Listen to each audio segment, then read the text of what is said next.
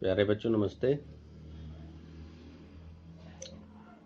उस दिन आपको ए यूनियन बी और ए इंटरसेक्शन बी के बारे में बताया था। आज हम उसी के आगे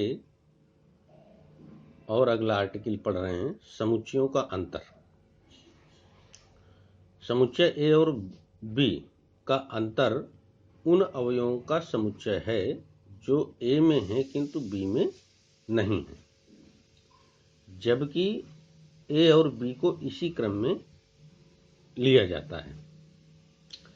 प्रतीकात्मक रूप में इसे a माइनस बी लिखते हैं और a अंतर b पढ़ते हैं। a minus B is equal to X such that x belongs to a और x does not belongs to b। अर्थात a माइनस बी ऐसे अवयवों का समुच्चय है जो a में तो हों परंतु b में ना हो। ये a अंतर b की परिभाषा है। जैसे उदाहरण के लिए a इज इक्वल टू 1 2 3 और b इज इक्वल टू 3 4 5। तो a minus B is equal to 1 comma 2। 1 comma 2 a में है, 3 भी a में है, लेकिन 3 क्या है, b में भी उपस्थित है। इसका मतलब हमारी जो परिभाषा कहती है कि x a से तो बिलोंग करे लेकिन x b से बिलोंग ना करे। अर्थात x बिलोंग्स टू a और x does not belongs to b। तो यहाँ पर इस उदाहरण में 3 a का अवयव है और 3 b का भी अवयव है, इसलिए वो अवयव चाहिए जो केवल और केवल a से बिलोंग करें, b से बिलोंग ना करें। अर्थात यहाँ पर हमने 3 को सम्मिलित नहीं किया है। तो a minus B is equal to 1 comma 2। अब अगले एक्सरसाइज 1.4 का पहला क्वेश्चन है, निम्नलिखित में से प्रत्येक समुच्चय युग्म का सम्मिलन रूप ज्ञात कीजिए। अर्थात यूनियन ज्ञात करना है। यूनियन की डेफिनेशन आपको उस दिन बताई थी कि A union B is equal to X such that X belongs to A और आब्लिक या एक्स बिलोंग्स टू बी। अर्थात ए यूनियन बी उन सभी अवयवों का समुच्चय होता है जो ए में हो या बी में हो। एक्स बिलोंग्स, जैसे एक्स, पहला क्वेश्चन है x is equal to 1 2 1 3 5, y is equal to 1 2 3। तो x union y is equal to, अब हमको क्या करना है कि x a और b दोनों से बिलोंग करना चाहिए। अर्थात a के भी अवयव और b के भी अवयव। तो क्रम से लिखने पर ध्यान से देखा जाए तो 1 कामा 2 कामा 3 कामा 5, ये इसमें सारे अवयव x के भी उपस्थित हैं और सारे अवयव y के भी उपस्थित हैं और किसी भी अवयव की पुनरावृत्ति नहीं की गई। a is equal to a e i o u और b is equal to a b c। a union b is equal to a के भी अवयव चाहिए और b के भी अवयव चाहिए। जो दोनों में उपस्थित हैं अवयव उनको केवल एक बार लिखना होता है। तो जैसे a में भी है और b में भी है, तो a को केवल एक बार लिखेंगे। a comma b comma c comma e comma i comma o comma u, ये a यूनियन b आपका होगा। तीसरा क्वेश्चन है, a is equal to x such that x एक प्राकृतिक संख्या है और 3 का गुणज है। दूसरा समुच्चय b दे रखा है, b is equal to x such that संख्या 6 से कम एक प्राकृतिक संख्या है। तो पहले समुच्चय a को लिखते हैं। तो समुच्चय a इज इक्वल टू, ये आपका निकल करके आता है, क्योंकि समुच्चय a क्या है, एक प्राकृतिक संख्या है और 3 का गुणज है, इसलिए a is equal to 3 6 9 12 up to dash. इसने कोई अंतिम अवयव के बारे में तो यहाँ पर कुछ भी नहीं कहा, उसने कहा 3 का गुणज है। इस प्रकार a जो है एक अपरिमित समुच्चय है। b is equal to 1 2 3 4 5। b समुच्चय के बारे में कहता है x संख्या 6 से कम एक प्राकृतिक संख्या है। तो b इज इक्वल टू 1 2 3 4 5, 6 नहीं है लेकिन 6 से कम, तो 5 तक की संख्या काउंट की जाएगी।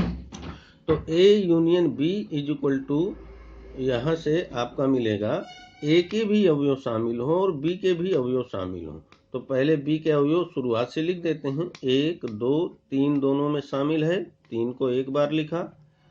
फिर 4 5 बी के सारे अवयव आ गए, ए का अवयव 3 आ गया। फिर इसके बाद ए के अवयव 6 9 12 up to dash dash dash. इसका मतलब ए यूनियन बी भी एक अपरिमित समुच्चय ही प्राप्त होगा। पांचवा पार्ट है इसी प्रश्न का कि a इज इक्वल टू 1 2 3 और b इज इक्वल टू 5। इसका मतलब b समुच्चय b एक रिक्त समुच्चय है, अर्थात समुच्चय b में एक भी अवयव नहीं है। तो a के अवयव कितने हैं? 1 2 3। तो a union b is equal to a के अवयव 1 2 3। अब चूंकि समुच्चय b में एक भी अवयव नहीं है, इसलिए उसके अवयव यहाँ पर शामिल नहीं किए गए हैं। तो a union b is equal to 1 2 3। Question number 2 कहता है मान लीजिए कि a is equal to A comma B, B is equal to A B C. तो क्या कहता है, तो क्या a is a proper subset of b, अर्थात a b का उचित उपसमुच्चय है, और a यूनियन b ज्ञात कीजिए। तो a is a proper subset of b, इसका अर्थ है कि क्या समुच्चय a समुच्चय b का उचित उपसमुच्चय है? हाँ, ये एक उचित उपसमुच्चय है। क्यों? उचित उपसमुच्चय की परिभाषा कहती है कि यदि a कोई समुच्चय है और b कोई समुच्चय है, यदि a के सभी अवयव b में उपस्थित हो जाएं, परंतु b में कम से कम एक अवयव ऐसा अवश्य होना चाहिए जो a में ना हो, तो इस प्रकार के तो उस स्थिति में a को हम b का उचित उपसमुच्चय कहते हैं। फिर से समझिए कि यदि समुच्चय a के सारे अवयव समुच्चय b में उपस्थित हो, परंतु b में कम से कम एक अवयव ऐसा अवश्य हो जो a में ना हो, तो फिर a को b का उचित उपसमुच्चय कहते हैं। अब यहाँ पर परिभाषा के आधार पर तो ये वैल्यू आपकी आ गई। a इज, अब देखिए a में है अवयव a कामा b, b में है a b c। तो क्या a is A subset of b? तो a यूनियन b ज्ञात करना है कहता है। तो पहले तो देख लीजिए a is A subset of b, इसका अर्थ क्या है? a उचित उपसमुच्चय है b का। तो अभी जो मैंने डेफिनेशन बताई कि a के सारे अवयव b में हों, लेकिन b में कम से कम एक अवयव ऐसा अवश्य होना चाहिए जो a में ना हो। तो देखिए a के अवयव a कामा b b में उपस्थित है, परंतु b में एक अवयव c ऐसा अवश्य है जो a का अवयव नहीं है, इसलिए समुच्चय a समुच्चय b का एक उचित उपसमुच्चय है। अब इसका यूनियन निकालना है, तो a union b is equal to a के b अवयव a कामा b, और जो c में b में जो समुच्चय बचे अवयव बचा c, उसको हम यहाँ पर लिखते हैं। तो a b c, और ये समुच्चय किसके बराबर है? बड़े समुच्चय b के बराबर है।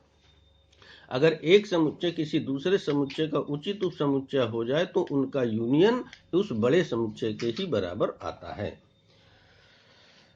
अगला question, question number 4, a is equal to 1 2 3 4, b is equal to 3 4 5 6, c is equal to 6 7 8 9 और d इज इक्वल टू 7 8 9 10। तो कहता है निम्नलिखित सम के मान ज्ञात कीजिए। a यूनियन b, तो इसमें a के भी सारे अवयव लिख देने और b के भी सारे अवयव लिख देने। जो दोनों में उभयनिष्ठ है उनको केवल एक बार लिखना है। तो एक a में है, 2 a में है, 3 a और b दोनों में है, उनको एक बार लिखा। 4 a और b दोनों में है, उनको एक बार लिखा। और b के अवयव 5 और 6। b union c is equal to आपका इसी प्रकार देखिएगा मिलेगा 3 4 5 6 7 8। फिर अगला नंबर है b यूनियन d, इसका मतलब यहाँ से मिला 3 4 5 6 7 8 9 10। चौथा a union b union c, तो a union b union c इसको हम लिख सकते हैं a यूनियन b। पहले किन्हीं दो का यूनियन निकाल लिया जाए, फिर उसका तीसरे के साथ यूनियन निकालते हैं। तो a यूनियन b आपको कितना मिला? यहाँ से 1 2 3 4 5 6, और फिर यूनियन c के अवयव हैं 5 6 7 8। इनका दोनों का यूनियन निकाला तो 1 2 3 4 5 6, 7, 8। पांचवा भी इसी प्रकार है, A union B union D. A union B union D का मतलब है कि पहले ए और बी यूनियन डी, क्योंकि हमने बी यूनियन डी इसलिए लिया क्योंकि हम ए बी यूनियन डी निकाल चुके हैं, ए यूनियन बी भी पहले हम ले सकते थे। तो A union B union D का अर्थ क्या हुआ कि A union B union D निकाला। तो ए के अवयव हैं 1, 2, 3, 4, 5, 6। यूनियन बी यूनियन डी का मान कितना आया? 3, 4, 5, 6, 7, 8, 9, 10। ए 1, 2, 3, 4, 5, 6, 7, 8, 9, 10। इस प्रकार इसका आंसर हुआ। और चौथा है बी पांचवा छठवां है B union C union D. तो पहले हम बी यूनियन सी को निकाल लेते हैं, फिर उसका यूनियन डी के साथ निकाल देंगे। तो बी यूनियन सी हमारा आया है 3, 4, 5, 6, 7, 8। यूनियन डी का मान है 7, 8, 9, 10। इनका जब यूनियन निकालेंगे तो 3, 4, 5, 6, 7, 8, 9, 10। धन्यवाद। आगे का